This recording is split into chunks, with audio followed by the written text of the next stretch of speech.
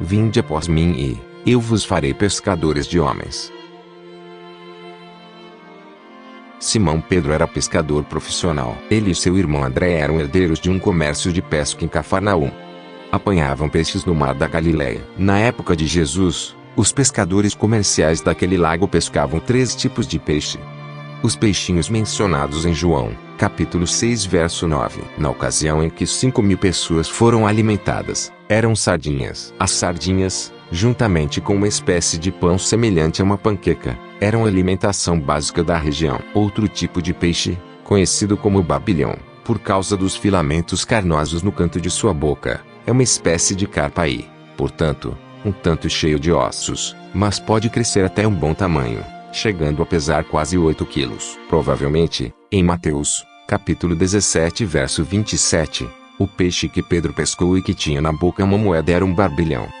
Isso porque era o único peixe no mar da Galileia grande o suficiente para engolir uma moeda e ser pego com um anzol. O terceiro tipo de peixe comercial e também o mais comum era a carapeba, um peixe que se alimenta em cardumes e tem uma barbatana dorsal em forma de pente. As carapebas comestíveis têm de 13 a 60 centímetros.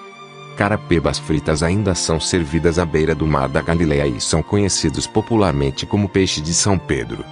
Simão e André passavam as noites apanhando esses peixes. Os 2 irmãos eram originalmente de um vilarejo chamado Betsaida, à margem norte do lago, como diz em João, capítulo 1, verso 44.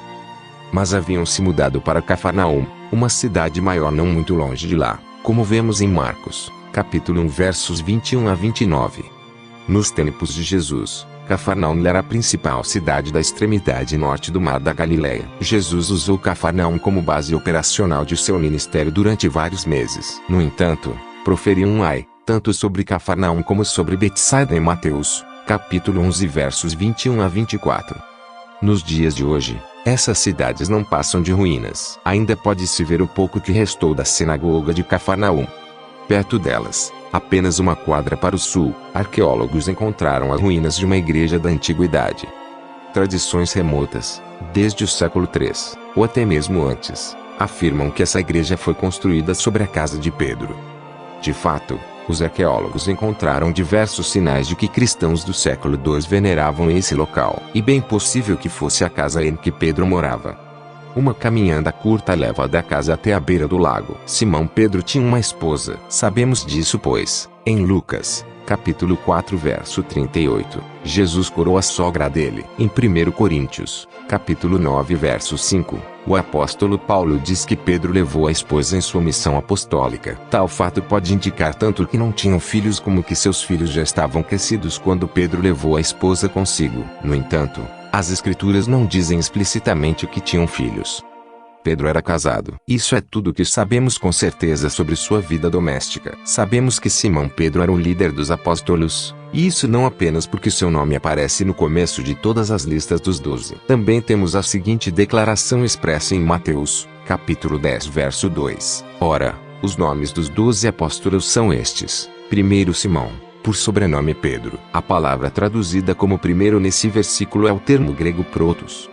Não se refere ao primeiro de uma lista, significa o chefe, o líder de um grupo. A liderança de Pedro fica ainda mais evidente pela maneira com que normalmente age, falando em nome do grupo. Ele encontra-se sempre no primeiro plano, tomando a frente. Ao que parece, sua personalidade era naturalmente dominante, e o Senhor fez bom uso da mesma em meio aos discípulos. Afinal, foi o Senhor que o escolheu para ser o líder. Pela vontade soberana de Deus, Pedro foi formado e capacitado para ser o líder. Além disso, o próprio Cristo instruiu e treinou Pedro para liderar. Deste modo, quando olhamos para Pedro, vemos como Deus constrói um líder. O nome de Pedro é mencionado mais do que qualquer outro nome nos evangelhos, exceto de Jesus. Ninguém fala com tanta frequência quanto ele, e nem o Senhor dirige-se tantas vezes a outro como a Pedro. Nenhum discípulo é repreendido com tanta frequência quanto Pedro, e nenhum discípulo censura o Senhor exceto Pedro, como vemos em Mateus, capítulo 16, verso 22. Ninguém confessou a Cristo com mais ousadia ou reconheceu seu senhorio mais explicitamente. No entanto, nenhum dos discípulos negou verbalmente a Cristo de modo tão veemente ao público quanto Pedro. Ninguém é louvado e abençoado por Cristo como Pedro foi. Contudo, Pedro foi o único a quem Cristo alguma vez chamou de Satanás. O Senhor tinha coisas mais duras a dizer para Pedro do que para qualquer outro discípulo. Tudo isso contribuiu para fazer dele o líder que Cristo desejava que ele fosse. Deus tomou um homem comum, com uma personalidade ambivalente, inconstante, impulsiva e insubmissa, e transformou-o num líder firme como rocha, o maior pregador dentre os apóstolos e, em todos os sentidos, a figura dominante nos 12 primeiros capítulos de Atos, que falam de como nasceu a igreja. Vemos na vida de Pedro 3 elementos-chave que fazem parte da constituição de um verdadeiro líder: a matéria-prima certa, as experiências de vida certas e as qualidades de caráter certas. Vinde após mim e eu vos farei pescadores de homens. Por John MacArthur. Trecho tirado do livro 12 Homens Extraordinariamente Comuns.